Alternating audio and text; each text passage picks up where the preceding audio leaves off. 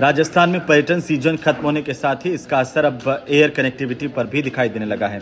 दरअसल प्रदेश के जो प्रमुख पर्यटन स्थल हैं, वहाँ के शहर हैं, वहाँ से जितने भी एयरपोर्ट्स हैं, वहाँ की पैसेंजर्स की जो संख्या है वो अब घटने जा रही है, घटती हुई नज़र आ रही है।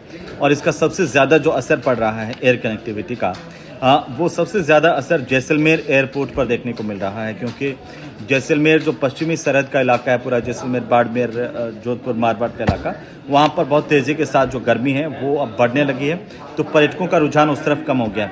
और ऐसे में अब जो नया शेड्यूल जारी किया गया है उसके मुताबिक 28 मार्च के बाद सभी फ्लाइट्स जैसलमेर एयरपोर्ट से बंद होने जा रही हैं। 29 मार्च से एयरलाइंस का समर शेड्यूल जो है वो लागू हो जाएगा।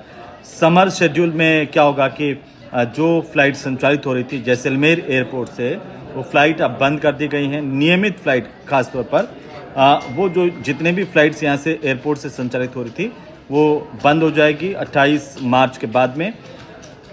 और इसके बाद कुछ समय के लिए यहाँ पर एयरपोर्ट भी बंद रखा जाएगा, क्योंकि पर्यटन सीजन के दौरान यहाँ पर काफ़ी संख्या में पर्यटक आते हैं। लेकिन जैसे जैसे गर्मी बढ़ती है, पर्यटन सीजन कम होता है, तो पर्यटकों की संख्या भी जो है घटती चली जाती है। और इसीलिए एयरलाइंस जो कंपनियां हैं उन्होंने अपनी उड़ानों में कटौती की है। फिलहाल अगर हम जैसलमेर की बात करें तो यहाँ पर जैसलमेर के एयरपोर्ट से कुल 6 फ्लाइट संचालित हो रही हैं, जिनमें दिल्ली के लिए 3 उड़ान हैं। और इसके अलावा जयपुर, मुंबई, बेंगलुरु के लिए एक फ्लाइट अभी चल रही हैं।